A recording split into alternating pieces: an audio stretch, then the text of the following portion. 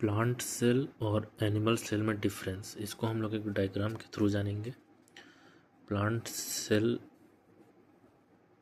का जो शेप होता है वो डेफिनेट होता है यहाँ पे, जबकि एनिमल सेल का जो आउटर सरफेस होता है वो इरेगुलर होता है।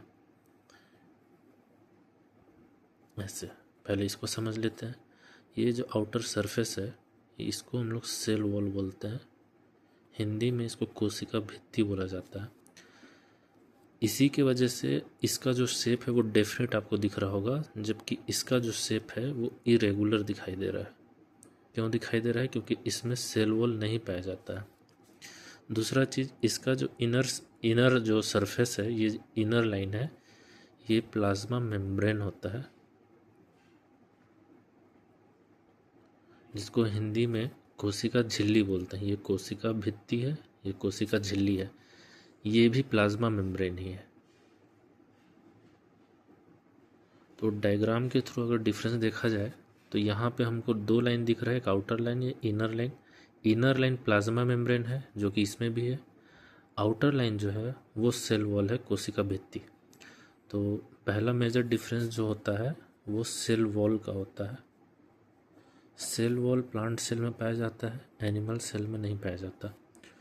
अब सेल वॉल का फंक्शन क्या होता है? ये स्ट्रेंथ प्रोवाइड करता है, दूसरा स्ट्रक्चर देता है, और तीसरा ये परमिएबल होता है। स्ट्रेंथ प्रोवाइड करना मतलब कोई भी जो ट्रीज होता है, जो बाहर से जो सॉलिड होता है, वो सेल वॉल की वजह से ही होता है। यहाँ पे जो भी ट्री है, जो बाहर से जो सॉलिड होता है वो सेल वॉल की वजह से, तो वो उसका सेल वॉल ही होता है।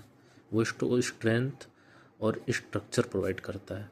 अब ये परमेएबल जो होता है, चूँकि सेल वॉल जो होता है एक डेड होता है, या नॉन लिविंग बोलते हैं हम इसको नॉन लिविंग होता है।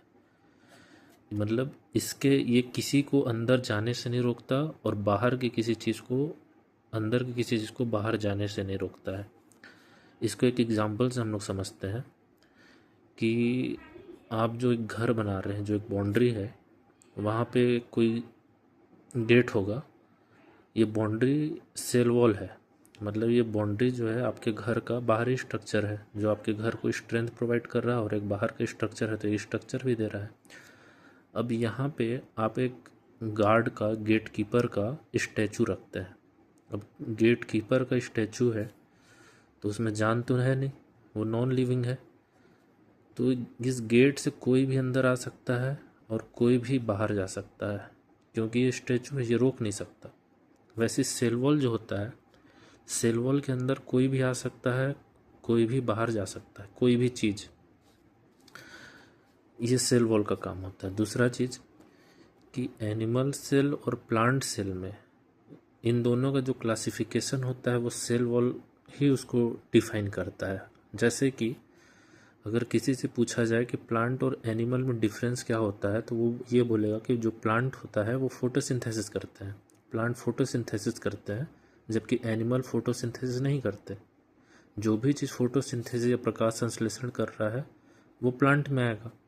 जो भी चीज़ परजीवी है, जो प्रकाश संश्लेषण या फोटोसिंथेसिस नहीं करता है, वो एनिमल में आएगा। लेकिन ऐसा नहीं होता है। फंगस, जिसको हम लोग कवक बोलते हैं, कवक जो होता है वो फोटोसिंथेसिस नहीं करता, वो परजीवी होता है, लेकिन फिर भी वो प्लांट में आता है। क्यों? कि फंगस में सेल वॉल पाया जाता है। सेल वॉल ही निर्धारित करता है कि कौन सा एनिमल में आएगा, कौन सा प्लांट में आएगा। जिस भी चीज़ में सेल वॉल है वो प्लांट में आएगा, और जिसमें सेल वॉल नहीं है वो एनिमल में आएगा। तो ये हो गया सेल वॉल। दूसरा, प्लाज्मा मेम्ब्रेन। ये जो इनर लाइन है, चाहे ये इसका जो है इरेगुलर शेप में जो इसका सरफेस है, ये होता है plasma membrane. Plasma membrane living thing होता है, लिविंग थिंग होता है, यानी लिविंग थिंग होता है, यानी ये सेलेक्ट कर सकता है, सेलेक्टिव परमिएबल होता है कि कौन सा चीज़ अंदर आएगा, कौन सा बाहर जाएगा। जैसे हम लोग जो भी गेट वाला गार्ड वाला एग्जांपल लिए थे, सेल वॉल वो गार्ड है जिसका सिर्फ स्टेचू बना है, उसमें जान नहीं है, तो वो किसी को डिसाइड नहीं कर सकता कि कौन अंदर आएगा कौन बाहर जाएगा। लेकिन अब ये जो गार्ड है वो रियल का आ गया। वही प्लाज्मा मेम्ब्रेन वो गार्ड है, वो गेट कीपर है जिसमें जान है, वो असली इंसान है। तो ये जो असली इंसान है वो तो रोक सकता है किसी अनजान को अंदर आने से, घर के अंदर आने से। जान पहचान वाले अंदर जाएंगे, जो अनजान होगा वो अंदर नहीं जाएगा, ये रोक सकता है। प्लाज्मा मेम्ब्रेन बस वही काम करता है कि सेल के अंदर जितने ऑर्गेनल्स होते हैं, कौन काम का है, जो काम का होगा उसको अंदर जाने देगा, जो काम का नहीं होगा उसको अंदर जाने नहीं देगा। ठीक वैसी सेल के अंदर जो प्रोटीन बन रहे हैं, जो फैट है या एटीपी है, इसको बाहर भेजने का काम कौन करता है, ये भी प्लाज्मा मेम्ब्रेन करता है। तो इन दोनों में बस यही डिफरेंस है कि सेल वॉल किसी को भी अंदर आने बाहर जाने से नहीं रोकता, जबकि प्लाज्मा मेम्ब्रेन सिलेक्ट करके अंदर भेजता है या सिलेक्टिव चीज़ों को बाहर भेजता है।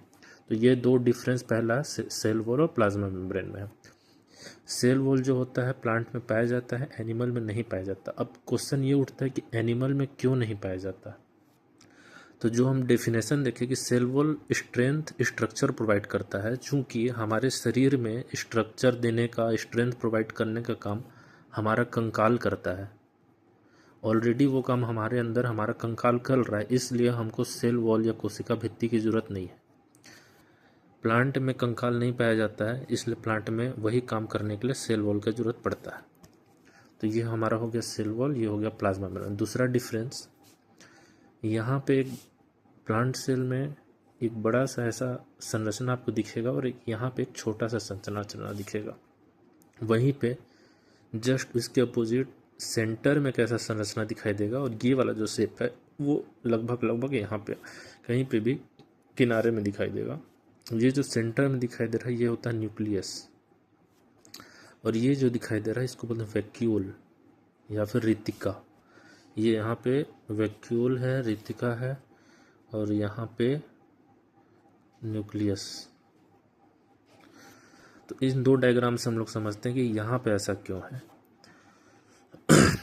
तो एनिमल सेल से पहले समझते हैं, ये जो हमारे जो एनिमल सेल हैं, यहाँ पे एक लाइसोसोम नाम के एंजाइम पाया जाता है, जो कि खराब सेल